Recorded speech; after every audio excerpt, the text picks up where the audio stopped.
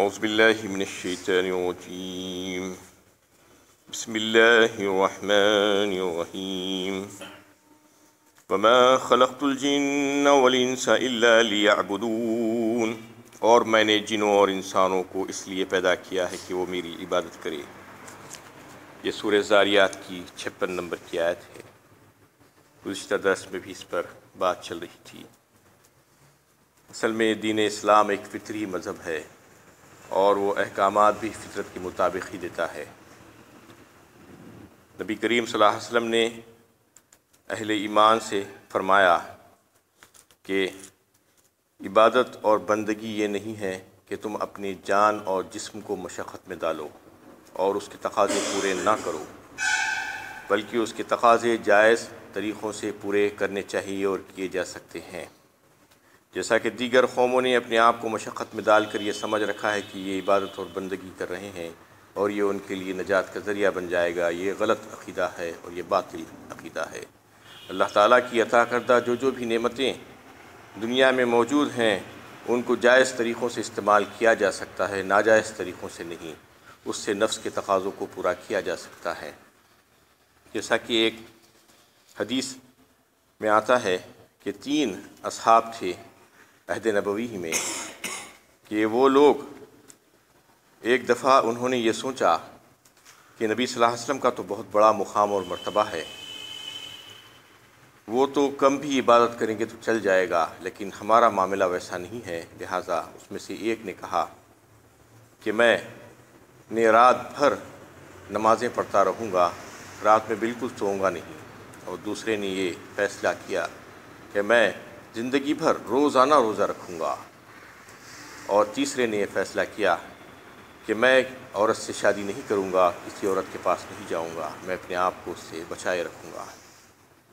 یہ بات آپ صلی اللہ علیہ وسلم کے پاس پہنچی تو آپ صلی اللہ علیہ وسلم نے ان لوگوں کو بلوایا اور کہا کہ میں تم سے زیادہ اللہ سے ڈرنے والا ہوں، اور میں روزے بھی رکھتا ہوں اور چھوڑتا بھی ہوں، رات میں نماز بھی پڑھتا ہوں اور آرام بھی کرتا ہوں، شادی بھی کرتا ہوں، یہ سب میرا طریقہ اور میری سنت ہے۔ تم کو بھی چاہیے کہ بس اسی طریقے کو اپنائیں، اور یہ نہ سمجھے کہ مجھ سے زیادہ عبادت کر لو گے، تم مجھ سے زیادہ پارسا نہیں ہو، میں زیادہ اللہ سے ڈرنے والا ہوں۔ اس سے منع کیا گیا، اس سے روک دیا گیا۔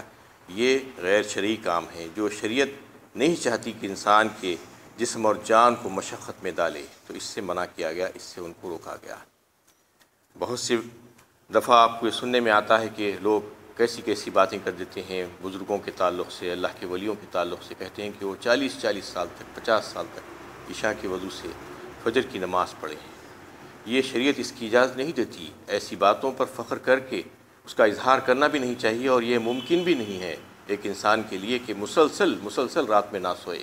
رات اللہ تعالیٰ نے سونے کے لیے بنائی ہے، لیکن یہ نہیں کہ ساری کی ساری رات پڑھ کر سوتا رہے، بلکہ اس میں اٹھ کر کچھ اللہ تعالیٰ کی یاد بھی کرتا رہے، اس کی عبادت بھی کرتا رہے۔ اللہ تعالیٰ یہ چاہتے ہیں۔ تو اس قسم کی باتیں کر کے لوگ اس کا کیا ظاہر کرنا چاہتے ہیں پتہ نہیں ہے، تو اس سے منع کیا گیا ہے ایسے تمام غیر شرعی کاموں سے۔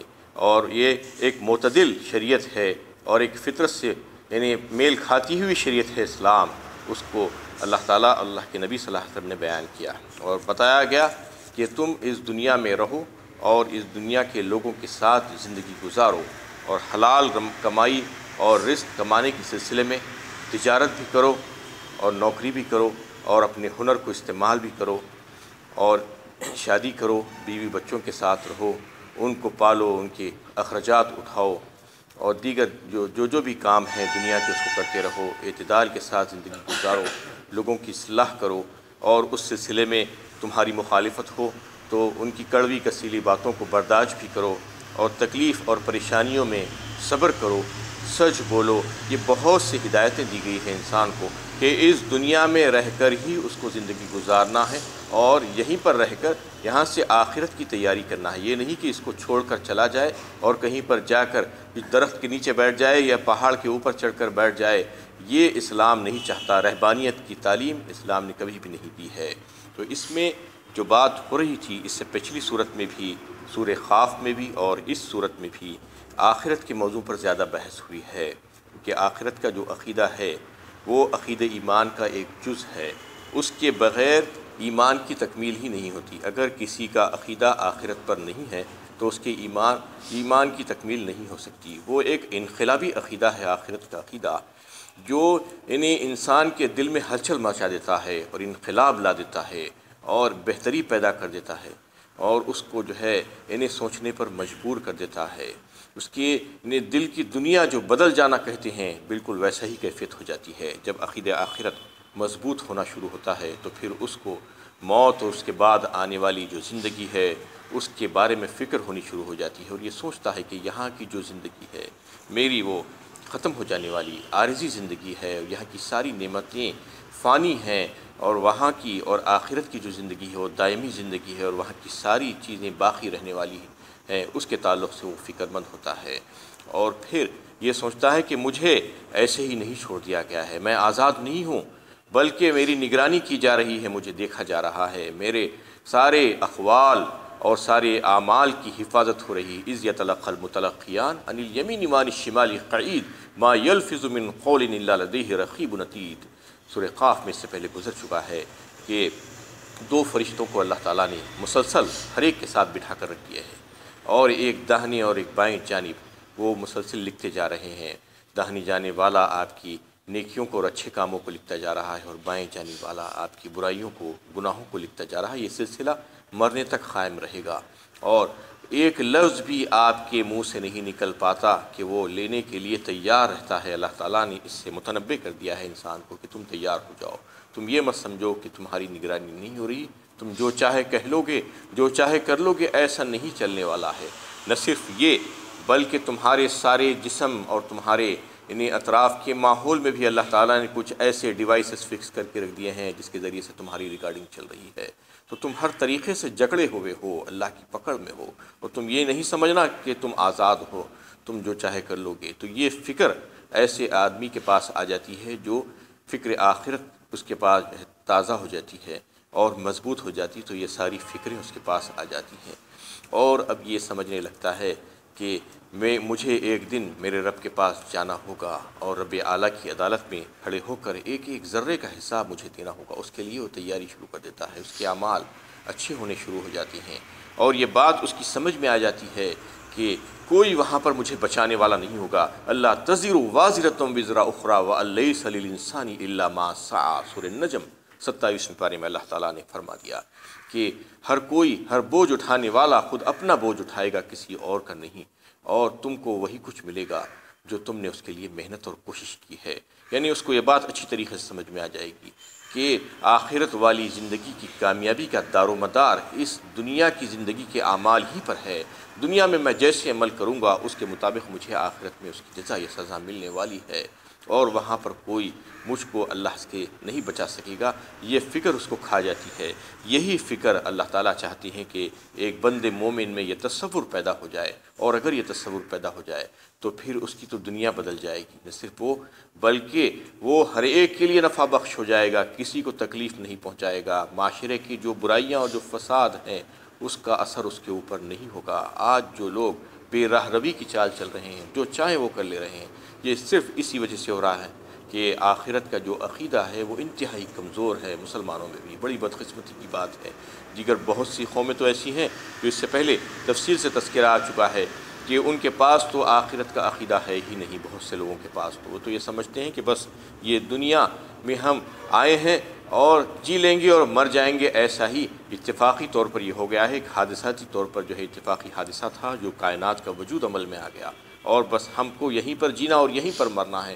کچھ اور عقائد لے کر اور کچھ اور نظریات لے کر جو ہے زندگی گزار رہے ہیں۔ کچھ یہ سمجھ رہے ہیں کہ ہم اس جنم میں، اس زندگی میں کچھ ایسے کام کریں گے تو اگلے جنم میں ہم کو جو ہے اس سے فائدہ ہوگا، یا اگلے جنم میں ہم کو اس سے نقصان ہوگا۔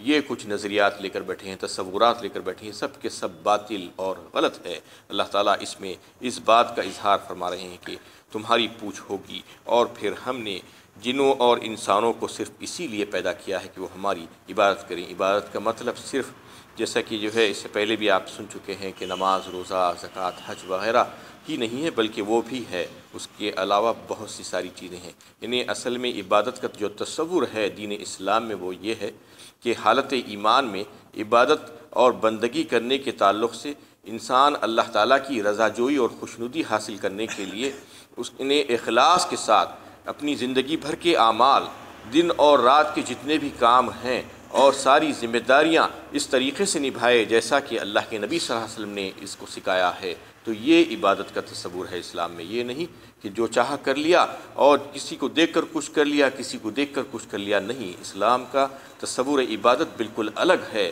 وہ یہ نہیں ہے کہ بس مسجد میں گئے اور نماز پڑھ لی تو وہاں پر عبادت ہو گئی، مسجد سے باہر نکلے تو جو چاہے کر لو، ایسا نہیں ہو سکتا۔ 2400 گھنٹے آپ اللہ کے بندے اور غلام ہیں۔ ایک ایک منٹ، ایک ایک سیکنڈ اگر آپ یہ سوچ کر زندگی گزاریں گے تو ساری کے ساری جو ہے عبادت میں شمار کیا جائے گا۔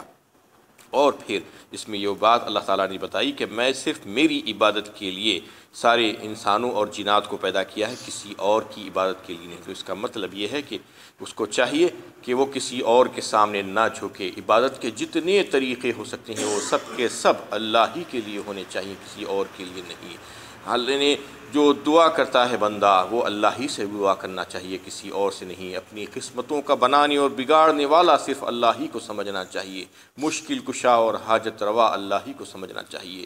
اسی کے سامنے اپنی پیشانی کو جھکانا، اسی کے سامنے اپنے آپ کو جھکانا، اسی کے طریقوں کو اپنانا، یہ چاہیے۔ اللہ تعالیٰ یہ چاہتے ہیں اپنے بندوں سے، ما اريد منهم من رزق وما اريد ان يطعمون، میں ان سے رزق نہیں چاہتا اور نہ یہ چاہتا ہوں کہ مجھے کھلائے پلائیں۔ اللہ تعالیٰ فرما رہے ہیں صرف میں نے ان کو اپنی بندگی کے لیے پیدا کیا ہے، میں نے ان کو دنیا میں اس لیے نہیں بھیجا کہ وہ مجھے کما کر کھلائیں، یا میں ان کے اوپر ان کا محتاج نہیں ہوں کہ وہ مجھے رزق دیں، میں ان سے نہیں چاہتا کہ وہ مجھ کو کھلائیں۔ ان اللہ هو الرزاق ذو القوۃ المتین، بے شک اللہ تعالیٰ خود ہی سب کو رزق پہنچانے والے نہایت ہی مستحکم قوت کے مالک ہے۔ وہ تو رزاق ہیں، ساری دنیا کو، ساری کائنات کو رزق دینے والے ہیں۔ ان کو کون رزق دے سکتا ہے؟ وہ تو صرف بندوں سے چاہتے ہیں کہ ان کی رضا کر کے، ان کی رضا جوئی اور خوشنودی حاصل کرنے والے عمل بندہ دنیا میں کر لے گا تو پھر آخرت میں پھر اس کو انعامات سے نواز دیں گے۔ فَإِنَّ لِلَّذِينَ ظَلَمُوا ذَنُوبًا مِثْلَ ذَنُوبِ أَصْحَابِهِمْ فَلَا يَسْتَعْجِلُونَ، بس ان لوگوں کے لیے جنہوں نے اپنے اوپر ظلم کیا ہے ان کے حصے کا بھی ویسا ہی عذاب تیار ہے جس طرح دوسرے لوگوں کو ان کا حصہ مل چکا ہے، اس کے لیے یہ جلدی نہ کرے۔ اس میں اللہ تعالیٰ ان لوگوں کا تذکرہ کر رہے ہیں جو بات کو ماننے کے لیے تیار نہیں ہیں، جو اللہ تعالیٰ کے ساتھ کسی اور کو بھی شریک کرتے ہیں۔ ظلم کا لفظ یہاں پر آیا ہے۔ ظلم کا مطلب یہ ہے کہ شرک، اللہ تعالیٰ کے ساتھ کسی اور کو بھی شریک کرنا، چاہے اس کی ذات میں ہو، چاہے اس کی صفات میں ہو، چاہے اس کے دیگر کاموں میں ہو، یہ جو ہے کرنے والا ظلم کرنے والا کہلاتا ہے۔ سب سے بڑا ظلم یہی ہے کہ شرک کرنا، ان الشرک لظلم عظیم فرمایا ایک مقام پر اللہ تعالیٰ نے۔ تو ایسا کرنے والے جو لوگ ہیں اور آخرت کے جو منکر ہیں اور جو یہ سمجھ رہے ہیں کہ ان کے اوپر کوئی ذمہ داری عائد نہیں ہوتی، وہ منمانی کر سکتے ہیں، ان کے لیے اللہ تعالیٰ فرما رہے ہیں کہ ان کے لیے عذاب تیار ہے، ایسا ہی عذاب جیسا کہ اس سے پچھلی قوموں کے لیے ہم نے تیار کر کے رکھا تھا۔ جو اس قسم کا کام کرنے والے لوگ تھے ان کو بھی یہ مل کر رہے گا، جس کے لیے جلدی مچا رہے ہیں ان کا حصہ ان کو ملے گا، جلدی کرنے کی ضرورت نہیں ہے۔ فَوَيْلٌ لِّلَّذِينَ كَفَرُوا مِن يَوْمِهِمُ الَّذِي يُوعَدُونَ، بس ان کافروں کے لیے بڑی خرابی ہے جس دن کا ان سے وعدہ کیا جاتا رہا ہے۔ یہ زاریات کی سب سے آخری آیت تھی۔ یہ پوری صورت میں اگر آپ دیکھیں تو آخرت کے موضوع ہی پر ہی بحث ہوئی ہے۔ زیادہ تر اس پہ آخرت کو اللہ تعالیٰ نے اس کو سمجھانے کی کوشش کی ہے۔ جو قومیں اور جو لوگ ان باطل عقائد میں پڑے ہوئے ہیں، آخرت کے فکر تعلق سے مختلف عقائد اور مختلف نظریات دلوں میں رکھتے ہیں، وہ جو ہے علم کی بنیاد پر نہیں ہیں، علم پر مبنی نہیں ہیں، بلکہ وہ خیاس پر اور ظن پر جو ہے اس کا تعلق رکھا ہے، اور وہ اندازے اور تخمینے لگا کر کچھ باتیں سوچ لیے ہیں اور اس کے تعلق سے یہ سمجھ لیے ہیں کہ بس ایسا ہی ہوگا۔ اللہ تعالیٰ ان تمام عقائد کی تردید کرتا ہے۔ اس صورت میں اور پچھلی صورت میں بھی اس کی مکمل تردید آئی ہے کہ ایسا سوچنے والوں کے پاس کوئی علم نہیں ہے۔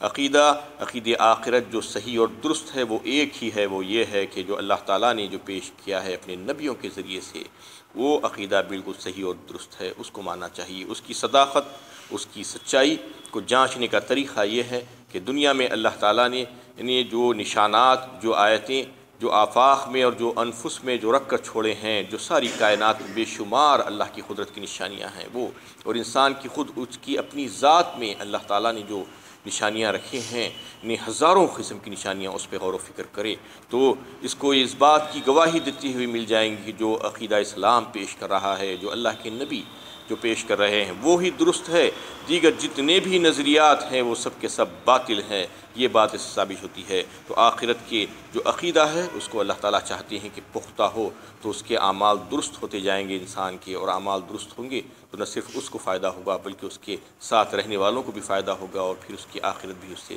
ٹھیک ہو جائے گی۔ وآخر دعوانا الحمدللہ رب العالمین۔